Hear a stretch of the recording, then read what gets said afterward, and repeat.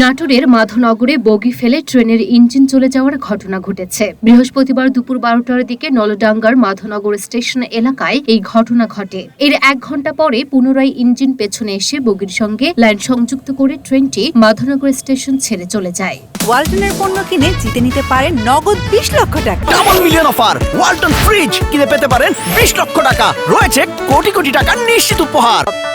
Madhabnagar railway station master উজ্জ্বল হোসেন বলেন, আজ দুপুর 12টার দিকে কুড়িগ্রাম থেকে ঢাকা অভিমুখী আন্তনগর কুড়িগ্রাম এক্সপ্রেস ট্রেনটি মাধবনগর স্টেশন অতিক্রম করার সময় নাট খুলে পেছন থেকে দুটি বগি বিচ্ছিন্ন হয়ে যায়। এরপরে ট্রেনটি নলডাঙ্গার দিকে যাওয়ার কিছুক্ষণ পর চালক বুঝতে পারেন পেছনে দুটি বগি খুলে গেছে। এরপর তিনি ট্রেনটিকে আবারও পিছন দিকে নিয়ে এসে বগিগুলোকে পুনরায় সংযুক্ত করে 1 ঘন্টা পর আবারও যাত্রা শুরু করেন। ঘটনাটি অনাকাঙ্ক্ষিত ছিল। কোনো হতাহতের ঘটনা ঘটেনি, সেই সঙ্গে কোনো ট্রেন চলাচলেও বিঘ্ন ঘটেনি বলে জানান এই স্টেশন মাস্টার।